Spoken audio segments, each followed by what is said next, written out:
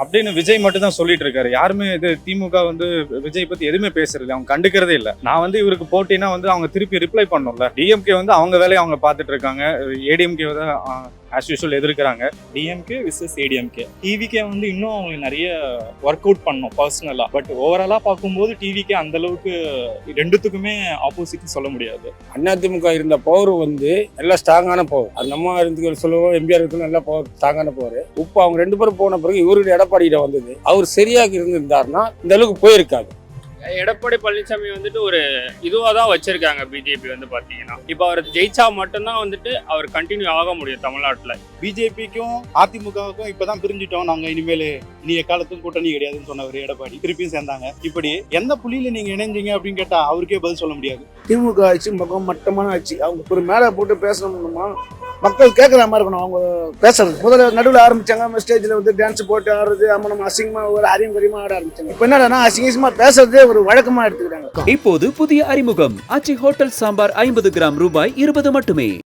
டிவிகேக்கும் டிஎம்கேக்கும் தான் ப்ரோ போட்டியே. ஆனால் ஏடிஎம்கே ஜெயிச்சா நல்லா இருக்கும். ஏன்னா என்னை பொறுத்த வரைக்கும் நான் வந்து ஏடிஎம்கே காரன் தான். அதனால ஏடிஎம்கே ஜெயிச்சா நல்லா இருக்கும். ஆனால் டிஎம்கே வந்து ஊழல் பண்ணிட்டு தான் இருக்காங்க. அதை மாற்றணும். அதுக்காக டிவிகே வந்து தான் ஆகணும். அண்ணாமலை வந்து தேர்தல் பொறுப்பாளர் பதவியில இருந்து விலகி இருக்கிறாரு. அது மட்டும் இல்லாத டிடிவி தினகரன் வந்து தேர்தல் இனிமே போட்டியிட போறது இல்லை அப்படின்னு அவர் அறிவிச்சிட்டாரு. இதனால இந்திய கூட்டணிக்கு பலவீனமா இருக்கு நீங்க நினைக்கிறீங்களா? ஏற்கனவே இந்தியா கூட்டணி பலமாவே இல்லை. ஆக்சுவலாக வந்து இப்போ டிஎம்கே வந்து இங்கே ஓவரால் வந்து எல்லாமே கரெக்டாக தான் பண்ணிட்டு இருக்காங்க comparatively to previous government. So இங்கே பார்த்தீங்கன்னா பொருளாதாரத்தில் வந்துட்டு டபுள் டிஜிட் வந்து பண்ணிருக்கிற ஒரே மாநிலம் வந்து தமிழ்நாடு மட்டும்தான். ஸோ வந்து இப்போ ஹிஸ்ட்ரி எடுக்கும்போது வந்து இருக்கிற மாநிலங்கள் எல்லாத்துலேயுமே பார்க்கும்போது தமிழ்நாடு வந்து எல்லாத்துலேயுமே வளர்ச்சி அடைஞ்சிருக்கு. ஸோ இதில் வந்து ஏடிஎம்கே ஏற்கனவே வந்து இப்போ சி ஓட்டர் செக்ஷன் ஆகட்டும் எல்லாத்துலேயுமே வந்து கம்மியாக தான் இருக்குது கருத்து கணிப்பில் கூட. ஸோ மக்களோட இதை பார்த்தீங்கன்னா வந்து டிஎம்கே தான் வந்து மறுபடியும் வின் பண்ணும் அப்படின்னு விஜய் மட்டும் தான் சொல்லிட்டு இருக்காரு. யாருமே இது திமுக வந்து விஜய் பற்றி எதுவுமே பேசுறது அவங்க கண்டுக்கிறதே இல்லை. நான் வந்து இவருக்கு போட்டினா வந்து அவங்க திருப்பி ரிப்ளை பண்ணணும்ல. டிஎம்கே வந்து அவங்க வேலையை அவங்க பார்த்துட்டு இருக்காங்க. ஏடிஎம்கே தான் ஆஸ் யூஷுவல் எதிர்க்கிறாங்க. டிவிகே நான் தான் வந்து போட்டின்னு அவங்க முன்னாடி தான் வந்துட்டு இருக்காங்களே தவிர டிஎம்கே வந்து அவங்களை எதிரியாவே பார்க்கல. எடப்பாடி பழனிசாமிக்கும் டிடிவி தினகரனுக்கும் வந்து ஆல்ரெடி ஒரு பிரச்சனை ஒண்ணு போயிட்டு இருக்கு. ஆனா இப்போ வந்து தேர்தல் காலத்துல ரெண்டு பேருமே கூட்டணி சேர்த்திருக்காங்க. இந்த கூட்டணி வந்து எந்த ஒரு பிரச்சனை நிலைக்காது. எப்படி நிலைக்காது?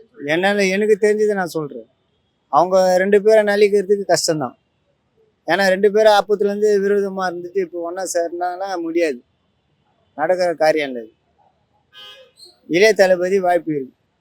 லாஸ்ட் எலெக்ஷன்ஸில் பார்த்தீங்கன்னா டிஎம்கே வெர்சஸ் ஏடிஎம்கே இருந்துச்சு. இந்த எலெக்ஷனில் பார்த்தீங்கன்னா டிஎம்கே வெர்சஸ் டிவிகே தான் இருக்கா. ஆல்மோஸ்ட் உங்கள் எல்லாருக்குமே தெரியும் விஜய் வந்து இப்போ கட்சியில் வந்திருக்காருன்ட்டு.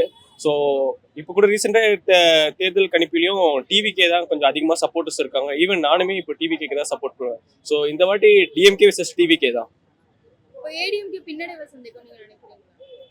ஆமாம், கண்டிப்பாக ஏடிஎம்கே கொஞ்சம் பின்னாடியே கண்டிப்பாக சந்திப்பாங்க. இந்த தடவை ஓட்டு நிறைய டிஸ்ட்ரிபியூட் ஆகும். ஓகேவா, டிஎம்கே வரதுக்கு சான்ஸ் கம்மியாக தான் இருக்குது. ஸோ டிவிகேக்கு தான் சப்போர்ட்டர்ஸ் அதிகமாக இருக்கும். கண்டிப்பாக பாதிப்பு வரும். ஏன்னா மக்கள் வந்து அனலைஸ் பண்ணுவாங்கல்ல, இவங்கவுங்க இடத்துல இவங்க நின்னா தான் கரெக்டான வியூவர்ஸ் அமைக்க முடியும், கரெக்டான ஓட் ஃப்ளோ இருக்கும். பட் இவங்களாம் இல்லாதது அது ஒரு தொய்வு நிலை தான் என்டிஏ கூட்டணிக்கு. இவங்களாம் இருந்தால் தான் ஓரளவுக்கு சாதகம், இல்லைன்னா அது வந்து மந்தமாக இருக்கும். தொண்டர்களுக்கெல்லாம் அது ஒரு மந்தமான சூழ்நிலை உருவாகி அது ஸ்பிட் ஆக வாய்ப்பு இருக்கு. எடப்பாடி பழனிசாமிக்கும் டிடிவி தினகரனுக்கும் ஆல்ரெடி ஒரு பிரச்சனை ஒண்ணு போயிட்டு இருக்கு. ஆனா இந்த தேர்தல் காலத்துல ரெண்டு பேருமே வந்து கூட்டணி அமைச்சிருக்காங்க. அந்த கூட்டணி எந்த ஒரு பிரச்சனையும் இல்லாம பயணிக்கும் நீங்க நினைக்கிறீங்க? கண்டிப்பா பிரச்சனை இல்லாம தான் இருக்கணும். பட் பிரச்சனை வரக்கூடாதுன்னு தான் ரெண்டு பேரும் ஒன்னா சேர்ந்துருக்காங்க. அவங்களுடைய குறிக்கோள் என்னன்னா ஏடிஎம்பி ஓட்டர்ஸ்லாம் கவர் பண்றதுக்கு தான். இருந்த உள்ளடி பிரச்சனைகளையும் அவங்க சால்வ் பண்ணிக்கிறதுக்கு வெளியே அந்த மாதிரி நடிக்கிறாங்கன்னு எனக்கு தோணுப்பா. அதெல்லாம் இல்லை, ரெண்டு பார்ட்டி தான் மெயினே இதில், டிஎம்கே விசஸ் ஏடிஎம்கே. டிவிகே வந்து இன்னும் அவங்களுக்கு நிறைய ஒர்க் அவுட் பண்ணணும் பர்சனலாக. பட் ஓவராலாக பார்க்கும்போது டிவிகே அந்தளவுக்கு ரெண்டுத்துக்குமே ஆப்போசிட்னு சொல்ல முடியாது. ஒன்று வந்து டிஎம்கே, இன்னொன்று வந்து ஏடிஎம்கே தான். அதிமுக இருந்த பவர் வந்து எல்லாம் ஸ்ட்ராங்கான பவர். அது நம்ம இருந்து சொல்லுவோம், எம்ஜிஆர் இருக்கு நல்ல பவர், ஸ்ட்ராங்கான பவர். இப்போ அவங்க ரெண்டு பேரும் போன பிறகு இவருடைய எடப்பாடியிட வந்தது. அவர் சரியாக இருந்திருந்தாருன்னா இந்த அளவுக்கு போயிருக்காது. ஏன்னா மக்கள் அங்கே வந்து இப்போ செதறிட்டாங்க. நீயா நானா போட்டி போட்டுன்னு சொல்ல யாருக்கு ஓட்டு போடணும் இப்போ தெரியல. ரெட்டையாளன்றது வந்து ஒரு சின்னமாக இருந்தது, அது நினைவு சின்னத்தை அவங்க அழைக்கிறாப்பில் ஆகிட்டாங்க. இதுலேருந்து என்ன தெரியுது, அவங்களோட அரசியல் அவங்களோட பதிவு தான் பார்த்துக்கிறாங்க. கட்டி மக்களுடைய நலத்தையும் மக்களுடைய இதை பார்க்கல. அப்போ எப்படி எல்லாம் ஓட்டு போடுவாங்க? நம்பிக்கை ஓட்டி போடுவாங்க. நம்பிக்கை தான் காரணம். இந்த நம்பிக்கை போயிடுச்சு. இப்போ டிஎம்கே ஒண்டி தான் இருக்குது. டிஎம்கே வந்து அவங்க கரெக்டாக தான் நடக்கிறாங்க. மக்கள் வந்து இப்போல்லாம் தெளிவாக தான் இருக்காங்க. விஜய் வந்தாருன்னா விஜய் வந்து என்ன பண்ண, அவர் என்ன அடிமட்ட உறுப்பினர் வந்தாருங்களா? ஒரு உறுப்பினரும் எதுவுமே இல்லை. இப்போ வந்துட்டு சின்ன சின்ன பசங்க 18 வயசு பசங்க 17 பசங்க தான் இருக்கிறாங்க. எல்லாம் விசில் அடிச்சிக்கினா அதை அடிச்சிக்கிண்டா ஒரு விற்கிற விலைவாசி பற்றி தெரியுமா அந்த பசங்களுக்கு? அந்த விலைவாசி பற்றி தெரியாத பசங்களை வச்சுக்கிட்டு இவர் வந்துருவாரு என்ன கணிப்பில் போட சொல்கிறாங்க மக்களுங்க. மக்களோட கணிப்பு என்னன்னா, ஒரு பிள்ளைங்களை படிக்க வைக்கணும், நான் எதிர்காலத்தை பார்க்கணும், நாட்டோட நிலத்தை பார்க்கணும், இதெல்லாம் நினைக்கிறாங்க. இவங்களுக்கு வந்து அதை பற்றி நினைக்காது. இவங்க வந்து விஜய் வந்துடுவாரா? விஜய் வந்து மட்டும் என்ன பண்ண போறாரு? ஒரு எவ்வளோ பாதிப்பு இந்த அப்பா வந்தாரா விஜய்? இப்போ வந்து நான் அதை பண்ணிடுவேன் இதை பண்ணுவேன் எல்லாரையும் ஏறி தாக்குறாரு, அனாவசியம் பேசுறாரு. அதெல்லாம் பேச்சு இது பண்ணுமா? அரசியலேருந்து வந்து நாகரிகம் இருக்கணும் ஃபர்ஸ்ட். பெரிய தலைங்கனா பேசுனாங்க, பெரிய தலைவர்னா பேசுனாங்க, அவனா நாகரிகமாக பேசுறாங்க. யாரையும் தாய்த்தல, யார் மனசில் நோக்கல. இவங்க வந்து என்னென்ன வாய்க்கு வந்து மாதிரி பேசுறாங்க. இதெல்லாம் வந்து பேசக்கூடாது. பொதுவாக இருந்ததுன்னா, நீ அரசியலுக்கு வர ஆசை இருக்குதுன்னா மக்களோட மனசில் நிற்கணும் ஃபர்ஸ்ட். மக்களோட மனசில் நின்னாதான் நீங்கள் வந்து எதையுமே நீங்கள் இது பண்ண முடியும். மக்கள் மனசில் நிற்காத நான் வந்துடுவேன் இந்த கூட்டத்தை பார்த்துன்னு போல. கூட்டம் எவ்வளோ எம்ஜிஆருக்கு இருந்தது, கலைஞருக்கு இருந்தது, எவ்வளோ பேர் கூட்டம் வந்தது என்ன? அப்படி இருந்தும் கூட இன்னைக்கெல்லாம் இது பண்ணுறாங்க. அவங்களாம் பொறுமையாக வந்தாங்க. இவங்க வந்த உடனே இது பண்ணணும், நான் வந்துடுவேன் அதை பண்ணுறேன் இதை பண்ணுன்னா ஃபர்ஸ்ட்டு செய்யுங்க, அப்புறமா வரணும். ஃபர்ஸ்ட் வந்து டிஎம்கே ஏடிஎம்கே அந்த மாதிரி 2 பேருக்கு போட்டி போயிட்டு இருந்துச்சு. ஆனா இப்போ டிவிகே விஜய் புதுசா கட்சி தொடங்குனதால டிஎம்கே விசஸ் டிவிகே அப்படின்னு மாறி இருக்கு. அதை நீங்க எப்படி பாக்குறீங்க? அதாவது அவர் புதுசா வந்து ஒரு கட்சி ஆரம்பிச்சு வந்திருக்காரு. அவருடைய நடவடிக்கை என்ன நமக்கு தெரியாது. ஆனா அவருடைய ஆட்சி அமைச்சு அதை பார்த்த பிறகுதான் நம்ம சொல்ல முடியும். ஆனா இப்போ இருக்கிற கண்டிஷன் வந்து அவர் மக்களை சந்திக்கிறது நல்லது. டிவிகே வந்ததால ஏடிஎம்கே பின்னடைவை சந்திக்கும் நீங்க நினைக்கிறீங்க? அப்படிலாம் ஒன்றும் கிடையாதுமா. திராவிட பாரம்பரிய கட்சிகளும் திராவிட ஓட்டுக்கும் கட்டாயம் உண்டு. மக்கள் அதை தான் விரும்புவாங்க. ஒரு 50-50% இருக்கும்னு நினைக்கிறேன். என்னோட தாட் படி பார்த்தோம்னா வந்து ஏடிஎம்கே பின்ன போக வாய்ப்பு இருக்கு. ஏன்னா டிஎம்கே வந்துட்டு லாஸ்ட் ஒரு 10 இயர்ஸாக பார்த்தீங்கன்னா வந்துட்டு அவங்க பண்ண பர்ஃபார்மன்ஸ் அந்த அளவுக்கு பெருசாக எதுவும் மக்களிடையே இதுவான மாதிரி எனக்கு எதுவும் தெரியல. அதனால டிவிக்கு வர்றதுக்கான வாய்ப்பும் இருக்கு அப்படின்னு நினைக்கிறேன். எடப்பாடி பழனிசாமி வந்துட்டு ஒரு எப்படி சொல்றது, அவரை வந்துட்டு ஒரு இதுவாக தான் வச்சிருக்காங்க பிஜேபி வந்து பார்த்தீங்கன்னா. இப்போ அவர் ஜெயிச்சா மட்டும்தான் வந்துட்டு அவர் கண்டினியூ ஆக முடியும் தமிழ்நாட்டில். இல்லை அப்படின்னா வந்துட்டு அவர் தமிழ்நாட்டில் கண்டினியூ ஆவாரா இல்லையான்றது ஒரு டாட் தான். வந்து டிவிக்கு வந்ததுனால டிஎம்கே வர்சஸ் டிவிகேன்னு மக்கள் மனசில் எல்லாத்துக்குமே தெளிவாக தெரியுது. அதனால ஏடிஎம்கே வந்து பின்னாடி தான் போயிருக்கு. அது எல்லாத்துக்குமே தெரிஞ்ச ஒரு உண்மை தான்.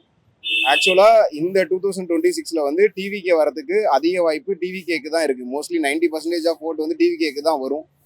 ஏன்னா எனக்கு தெரிஞ்சு மகளிர் ஓட்டு அது மட்டும் இல்லாமல் இளைஞர்கள் ஓட்டு நிறையா ஓட்டு வந்து டிவிகேக்கு வர வாய்ப்பு அதிகமாக இருக்குது இந்த தடவை.